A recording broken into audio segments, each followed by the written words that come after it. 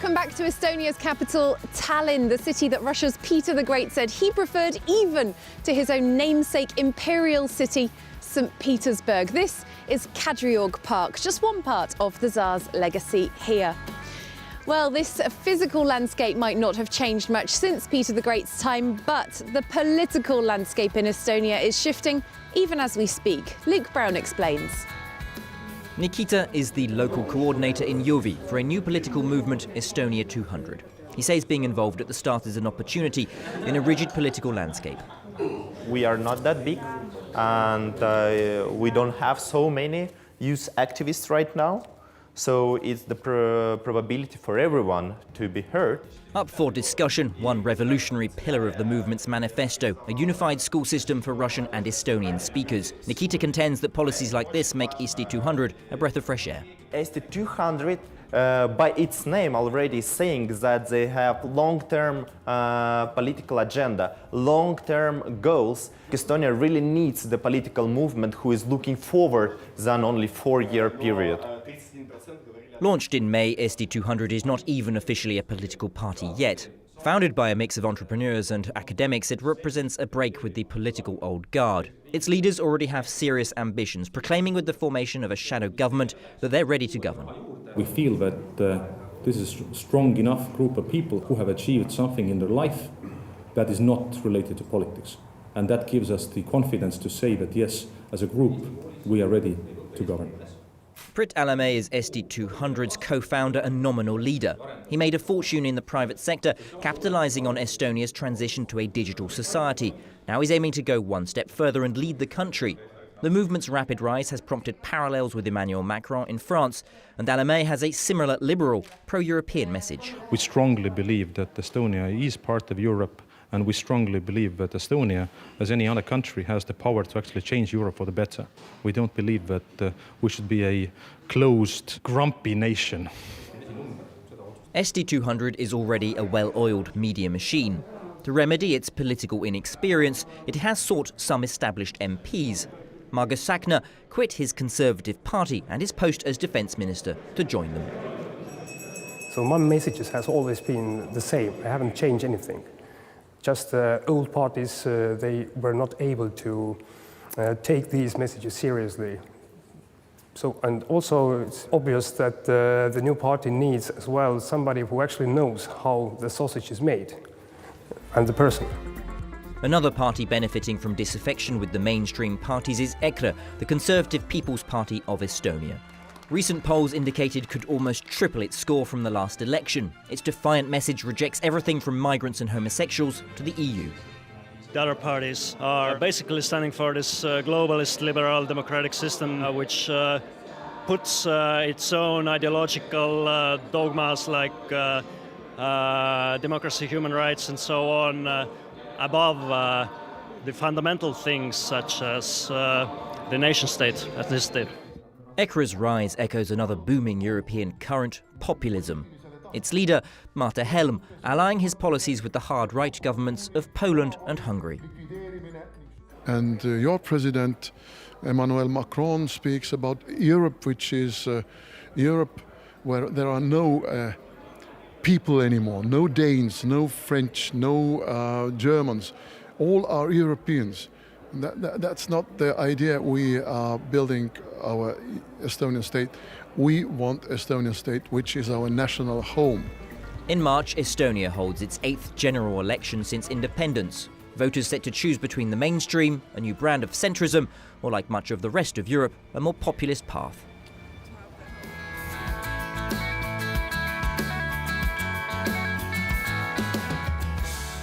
Let's meet somebody now who's seen Estonian politics from all angles. A journalist turned politician, former foreign minister and culture minister, now an MEP with the opposition Reform Party. Urmas Paets, nice to meet you. Hello, nice to see you, and welcome to Estonia. Thank you very much. Well, let's take a walk through Kadriorg Park.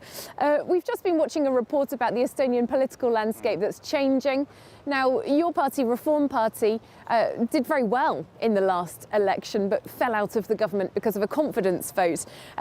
It calls itself the bearer of Estonia's success story, but now there's this new centrist party modelling itself on the likes of Emmanuel Macron. Do you see them doing well in March's election? We'll see. I guess that their biggest weakness is that they don't have enough very well-known people in Estonia and in our society. And it is, of course, always important that you should have at least one or few leaders who really can inspire people and are well-known, but they don't have. We've also been hearing about a hardening of conservative rhetoric, moving much more to the far right, the populist side of politics, anti-immigrant rhetoric in Estonia. From the outside, it seems interesting because this is a country with very little immigration. There has, however, been economic suffering through the global financial crisis, which your party was in government during that time. Is perhaps social inequality more of a driver of this more hard right and more populist sentiment? Estonia's society always has been very peaceful and no hate speech and this kind of stuff, but unfortunately it now appeared. And yes, the issue number one for this party is being anti-immigrant, and they playing on the fears of people. It's, I guess, everywhere in Europe now. It's very difficult to balance this wave of populism and sometimes also extremism. How would you, as a member of a more centrist, more traditionalist party, respond to those fears? You really have to talk to people and to explain why all these very simplified slogans, why this kind of hatred against one or another smaller group in society, it's wrong way. Now, you personally have recently warned about the rise of the far right. This after you visited the Auschwitz concentration camp. There certainly has been a rise of far-right sentiment around Europe, even incidents of violence in some cases, but we are quite far from the extremes of the Third Reich. It didn't start suddenly. It was slow and smooth development. First step was the same, that the language or rhetoric in politics changed. Secondly, which is already really dangerous, if something from this kind of rhetoric enters into the legislation, that the laws will be changed, addressing, for example, the negative attitude towards some groups, some minority groups in the society. If we have this parallel, then the first stage is there. The political space has changed. This kind of rhetoric, aggressive hate rhetoric is there. And there are more and more people who take it as well, business as usual. We're standing here in front of one of Peter the Great's palaces in Kadriorg Park. In terms of Estonia's relations with Russia now, you as former foreign minister, do you see threats from Russia in 2018? Short answer is yes, but it is not threat that in this sense we have to feel on personal level every day. 2014, I guess that there were very few who believed that it's still possible that one country takes using the force part of its neighbor. We have only seen the escalation, so that the more and more military aircrafts flying also next to European countries and airspace, more and more military ships here and there. We have to stick together, and also Europe has to do everything to increase its ability to defend ourselves. The sanctions, some say maybe they're not working. Do you believe they should stay? Nothing changed on the ground in Ukraine. Crimea is still occupied. Eastern Ukraine is still with Russian troops. Principal question, of course, anyway, in today's world is that what you can to do at all with aggressor. What you can to do at all with a country who violates international law. And sanctions are there, but there are actually no other creative or good ideas. The head of the British Army a few months ago said that Russian cyber warfare constitutes a bigger threat today than terrorism. You told us on France 24 that you believe the EU and NATO need to be better prepared for cyber warfare. Do you see that happening? We all can use our imagination and think what can happen if there will be successful cyber attack against nuclear power plant or aviation control systems, or even big hospitals, which also was the case last summer in the UK, for example. And Europe must invest into this. At the moment, there is lack around of 150,000 cyber defense experts in all Europe, so that we have to make much faster steps to fulfill this gap. Well, thank you very much for giving us your thoughts on West Fiat. Nice to have you on the show. Thank you very much, and all success to you as well. Thank you. Well, as we've been saying, Estonia very much a pioneer in digital technology. It's also a hub for NATO's cyber defence efforts. Our correspondent Anne Maillet tells us more. Tallinn's town centre is medieval, but digitally, it's the most modern capital in the world. Since Estonia achieved independence, it's been a high-tech leader. Now, every citizen has an electronic ID card, which does more than just say who they are. This is the main page, the gateway or the gate to e-state. If an Estonian needs to use a service from the government, the first idea should be, okay, I'll find a computer, I'll type in eesti.ee and get to this page. You can pay taxes, vote, or found a company. Everything's done online. The paperwork is gone. In 2007, Estonia was the first nation to be targeted by a cyber attack, which it blamed on Russia. Since then, online security is a priority, and the country has created digital embassies abroad. Let's say something from the heaven falls on that database and it cannot be run temporarily. Then we can switch that same database on in another location, and that other location is not inside of Estonia, but outside of Estonia. Estonia has such a head start that NATO has set up an operations center for cybersecurity here. The address is a secret, but every year the members of this Center for Excellence take part in rigorous exercises. They have a whole war game scenario set up where they have to detect certain weaknesses in their system. And of course, after a few hours or days, they see the first attacks.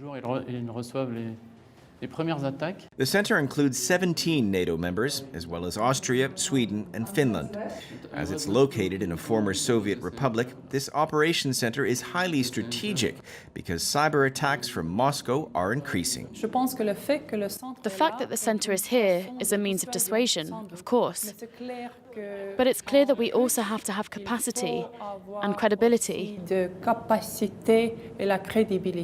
Since 2016, NATO has considered cyberspace a military zone, just like the sea, land, and air.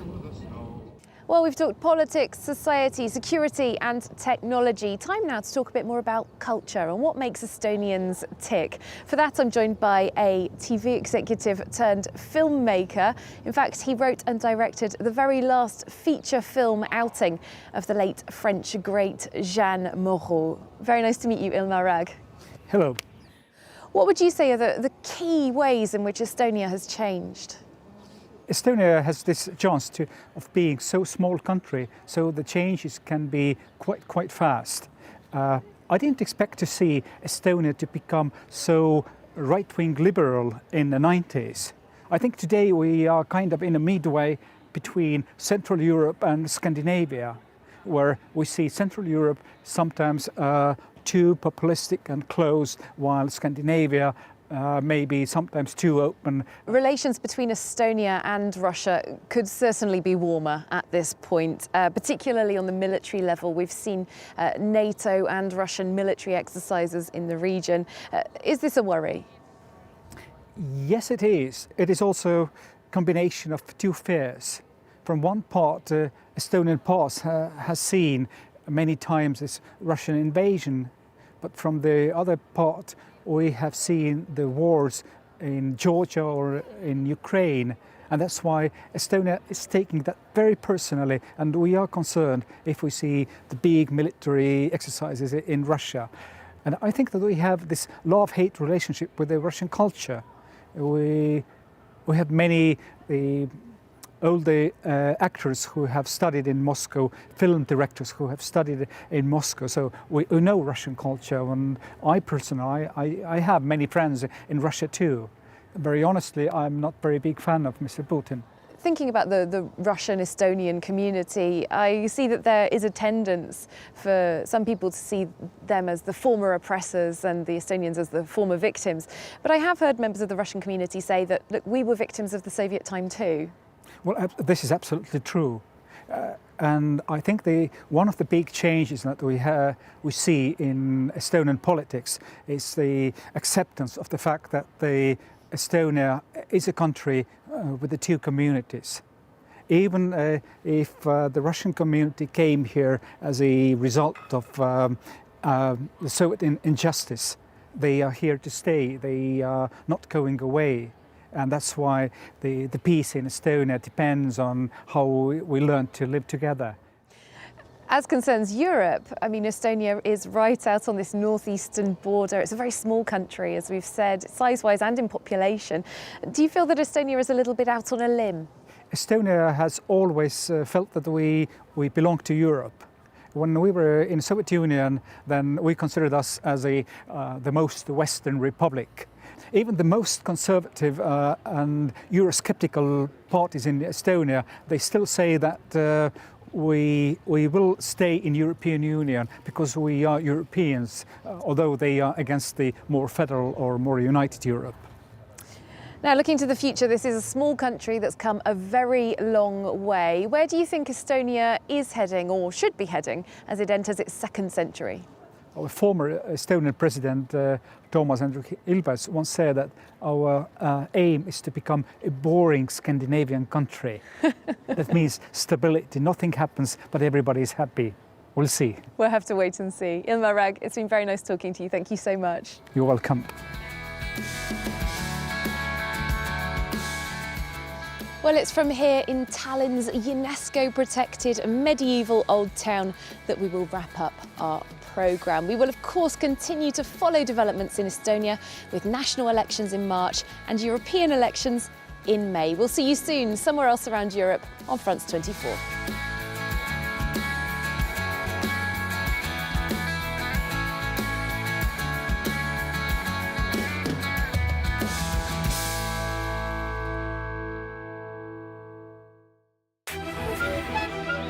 The Mapuche, Chile's biggest indigenous people, have had enough. They're furious that the government is destroying their forests in Patagonia to build modern infrastructure. Now, they're stepping up their resistance. The Chilean government regards them as terrorists and is cracking down. The violence comes from the state. It comes from the capitalist system, which causes and reinforces the repression of the Mapuche people. Is Patagonia about to explode? Don't miss our unprecedented investigation into this historic conflict. Our special correspondents are the real eyewitnesses of the news. Join me for reporters.